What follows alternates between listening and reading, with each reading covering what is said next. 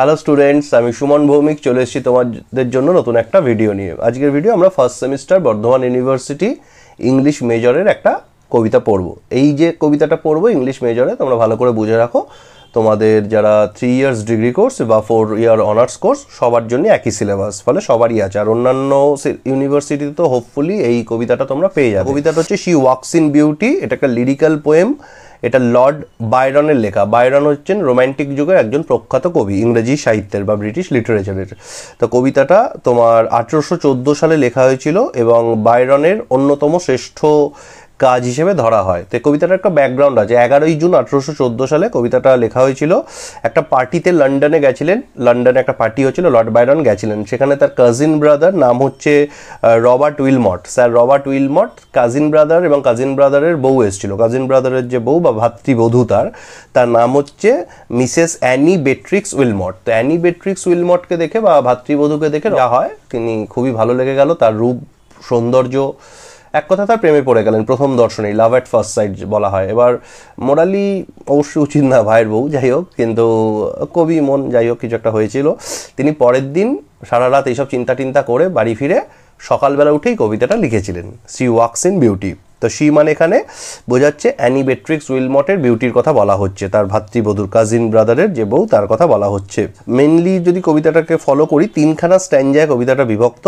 তো she walks in beauty পুরো ছত্রে 3টে ছত্রের প্রত্যেকটা লাইনে বা আরও ভালো করে বললে প্রত্যেকটা ওয়ার্ডে এখানে বেট্রিক্স উইলমটের রূপ সৌন্দর্যের প্রশংসা করা হয়েছে। এবার এন্টায়ার কবিতাটা আমরা লাইন বাই লাইন যাব, একদম ওয়ার্ড বাই ওয়ার্ড। তোমরা ভালো করে শোনো। ফার্স্ট সেমিস্টার যারা, নতুন কলেজ শুরু হয়েছে, সিলেবাস অবশ্যই শক্ত, কলেজের সঙ্গে স্কুলের তো কোনো মিল হয় না পড়াশোনার। তো ভালো করে বোঝো, হোপফুলি তোমাদের কাজে লাগবে। শুরু করছি। She walks in beauty, Lord Byron. তাহলে শুরু হচ্ছে কবিতা। She walks in beauty like the night of cloudless climes and starry skies and all that's best of dark and bright meet in her aspect and her eyes. তার প্রথম 4টে line আমি পড়ালাম, দেখো কি বলা হচ্ছে। She walks in beauty. She মানে এখানে Beatrix Wilmot, ভাতৃবধূ। শি ওয়াকস ইন বিউটি, সৌন্দর্যের মধ্য দিয়ে তিনি হেঁটে আসছেন, মানে অ্যাকচুয়ালি তার পুরোটাই সৌন্দর্যে ভর্তি। লাইক দ্য নাইট, একটি রাতের মতো, রাতের সঙ্গে তুলনা করা হচ্ছে নারীর সৌন্দর্যে। তার ভাতৃবধূ অ্যানি বেট্রিক্স উইলমটের সৌন্দর্য এবং রাতের সৌন্দর্যকে তুলনা করা হচ্ছে কীরকম রাত? Like the night of cloudless climes, এরকম একটা রাত যে রাতে আকাশে মেঘ নেই। ক্লাউডলেস ক্লাইমস, ক্লাইমস মানে ক্লাইমেট বোঝাচ্ছে। তাহলে এমন একটা রাতের ওয়েদার যেখানে আকাশে মেঘ নেই, সেরকম মেঘহীন সুন্দর রাতের সঙ্গে ভাতৃবধূর রূপ সৌন্দর্যের তুলনা করা হচ্ছে।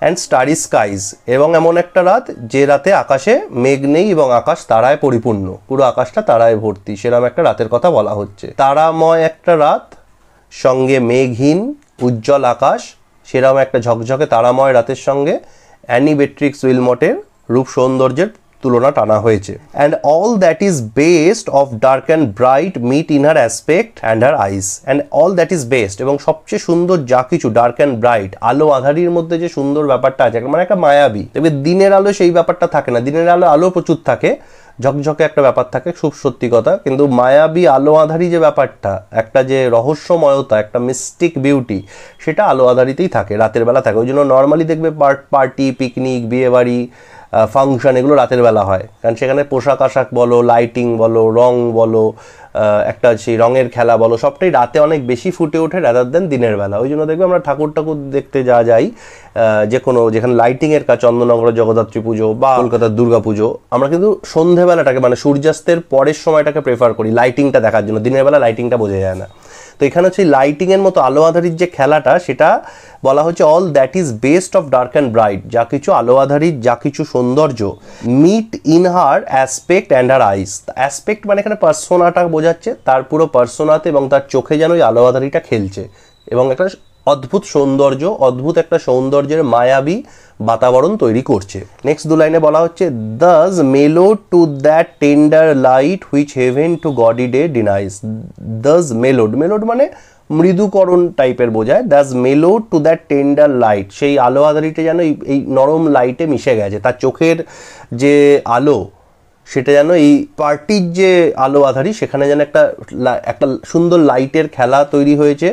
Which heaven to gaudy day denies, heaven মানে এখানে স্বর্গ বোঝাচ্ছে, গডি ডে ডিনাইজ মানে হচ্ছে যেখানে দিনের আলোকে বোঝাচ্ছে, গডি বলতে এখানে মানে সূর্যালোককে বোঝাচ্ছে, যে দিনের বেলার যে সূর্যালোক সেটাকে স্বর্গ কিন্তু ডিনাই করে এরকম আলো আঁধারির খেলাতে, কারণ সেখানে শুধু আলো আছে, আধার নেই।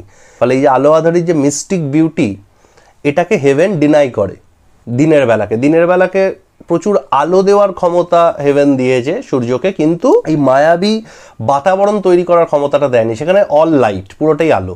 এই আলো আঁধারি সন্ধ্যেবেলার যে অন্ধকারের সঙ্গে কৃত্রিম আলোর যে খেলা, যে একটা সুন্দর রূপ বৈচিত্র্য, একটি নারীর রূপের মতো যে একটা রহস্যময়তা তৈরি করে, সেই ক্ষমতা হেভেন গডি ডেকে দেয়নি, দিনের বেলাকে দেয়নি, এটা বলা হচ্ছে। সেকেন্ড স্ট্যান্ডে চলে যাচ্ছে কবিতা আমাদের। One shade the more, one ray the less, had half impaired the nameless grace, which waves in every raven tress or softly lightens over her face.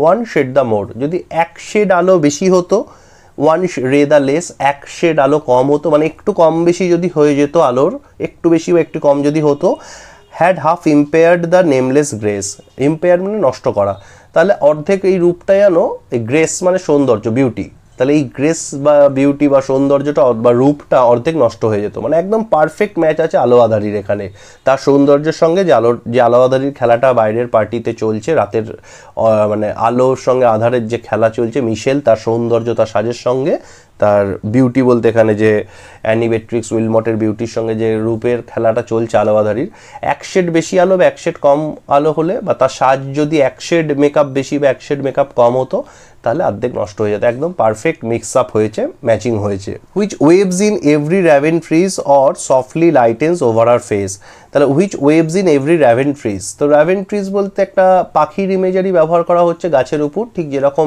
গাছের উপর পাখি, র্যাভেন বলতে কাক বোঝায় মেনলি, তো ঠিক গাছের উপর যেরকম কালো কাক বসে থাকে, তার মাথার উপর তার যে চুল, র্যাভেন ট্রিজ বলতে তার যে চুলের এলিয়ে পড়াটা তার মুখের ওপর, সেই ইমেজারিটা কোথাও ব্যবহার করা হচ্ছে।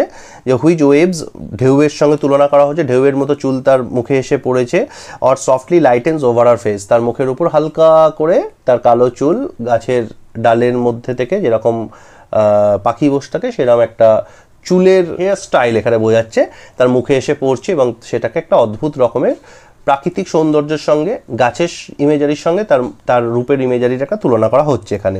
হোয়ার thoughts serenely sweet express, how pure how dear their dwelling place, where thoughts serenely sweet express, তো থটস মানে চিন্তা, মানে তার যে চিন্তা, সেই মহিলার যে চিন্তা, তার যে চিন্তা শক্তি বা তার যে মাইন্ডসেট, থট বলতে এখানে মাইন্ডসেট, কারণ চিন্তাটা তো আমরা মনে করি, তো ফলে মাইন্ডসেট যেটা ফুটে উঠছে সিরিনলি, সিরিনলি মানে হচ্ছে শান্তভাবে, সুইট এক্সপ্রেস তার মিষ্টি সুন্দর যে সে চিন্তা করে তার মুখে, কারণ আমরা বলি যে মুখ হচ্ছে মনের আয়না, ফলে তার মুখের মধ্যে একটা অবয়বে ফুটে উঠছে সে যে খুব মিষ্টি সুন্দর চিন্তা করে, মানে একটা নিষ্পাপতা মুখের মধ্যে আছে।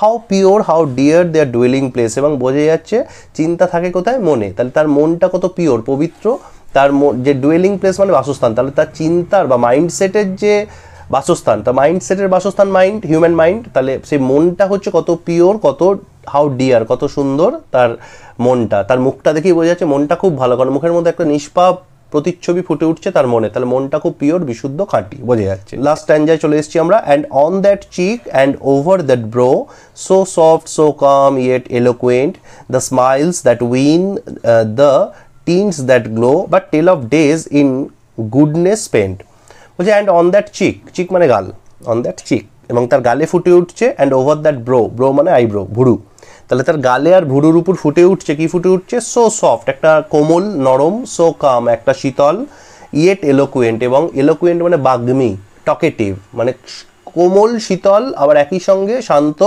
একই সঙ্গে খুব সুন্দর একটা ভাষা ফুটে, এলোকুয়েন্ট মানে এখানে বাগ্মী তো আক্ষরিক অর্থে, অ্যাকচুয়ালি এখানে ভাষা বোঝাচ্ছে, একটা সুন্দর সৌন্দর্যের ভাষা ফুটে উঠছে তার ওই ভুরুতে, ওই গালে। দ্য স্মাইলস দ্যাট উইন, তার যে মিষ্টি হাসিটা সেটা জয় করে নিচ্ছে, দ্য টিন্স দ্যাট গ্লো, একটা মুখের মধ্যে একটা সুন্দর গ্লো আছে, গ্ল্যামার বলতে পারি, চাকচিক্য বলতে পারি, একটা সুন্দর গ্লো করছে তার মুখটা। But tell of days in goodness spent, এবং সেটা প্রকাশ করছে টেল অফ ডেজ, সেই দিনগুলোর কথা বলছে, কীরকম দিন, ইন গুডনেস পেন্ট, যে তার খুব সুন্দর দিন কাটে, চোখে মুখে কোনো হতাশা নেই, কোনো অ্যাংজাইটি নেই, ডিপ্রেশন নেই, কোনো দুশ্চিন্তা নেই, কোনো কুটিলতা নেই, জটিলতা নেই, তাহলে বোঝা যাচ্ছে তার দিনগুলো খুব সুন্দর অতিবাহিত হয়। সেটা আমাদের দিন যাপনটা আমাদের মুখে ফুটে ওঠে। আমরা কে কেমন আছি নর্মাল ডেজে, আমাদের মুখে মোটামুটি এটা ফুটে ওঠে, রাতে ঘুম হয়েছে কিনা, দুশ্চিন্তা ইত্যাদি। তো তার মুখটা দেখে পরিষ্কার বোঝা যাচ্ছে খুব সুন্দর দিন কাটে, একদম পবিত্র মন, সুন্দর, সবার ভালো চেয়ে দিন কাটে, তার নিজেরও খারাপ হয় না, সে ভালো থাকে। তো গুডনেস পেইন্টে তার দিনগুলো যে খুব ভালোভাবে সে অতিবাহিত করেন তিনি বোঝা যাচ্ছে। A mind at peace with all below, a heart whose love is innocent. A mind at peace দেখে বোঝাই যাচ্ছে তার মনটা খুব শান্তিতে বিরাজমান, তার মনে কোনো রকম দুশ্চিন্তা বা অশান্তি নেই, তো শান্তিতে মন আছে বোঝা যাচ্ছে। উইথ অল বিলো, এই সব কিছু দেখেই বোঝা যাচ্ছে। A heart whose love is innocent, তার যে হৃদয়টা, সেই হৃদয়ে যে ভালোবাসা আছে, সেই ভালোবাসাটা যার জন্যই থাক, যতটাই থাক, সেটা যে পুরোপুরি নিষ্পাপ, এই হৃদয়ের ভালোবাসা যে পুরো নিষ্পাপ, সেটা পরিষ্কার তার মুখে ফুটে উঠছে। কারণ মুখ হচ্ছে হৃদয়ের আয়না, মুখ হচ্ছে মনের দর্পণ, ফলে সেই আয়নাতে ফুটে উঠছে তার মনটা বা হৃদয়টা যে পুরো পবিত্র, তার যে জীবন কাটে খুব অতিবাহিত হয় জীবন একদমই শান্তিপূর্ণভাবে, কারোর ক্ষতি চেয়ে বা কারোর সঙ্গে কোনো অশান্তি করে তার যে দিন কাটে না। তার মুখের সৌন্দর্যের সঙ্গে যে শান্তি মিশ্রতা, শান্তির মিশ্রণ, সেটা বুঝিয়ে দিচ্ছে তার হার্টটা পুরো pure, as well as a heart whose love is innocent, তার ভালোবাসাটা পুরোপুরি নিষ্পাপ, সেখানে কোনো ভেজাল নেই, সেখানে কোনো মিক্সচার নেই, পুরোটাই খাঁটি, শুদ্ধ, বিশুদ্ধ, কোনো রকম পিওরনেস ছাড়া আর কিচ্ছু নেই, সেটা বুঝে উঠছে। তাহলে তার ভাতৃবধূ অ্যানি বেট্রিক্স উইলমটকে নিয়ে এই প্রশংসনীয় লাইনগুলো আমাদের বিখ্যাত কবি লর্ড বায়রন লিখেছিলেন, এবং 1814 সালে লেখা এই কবিতাটা লর্ড বায়রনের অন্যতম মাস্টারপিস হিসেবে কনসিডার করা হয়।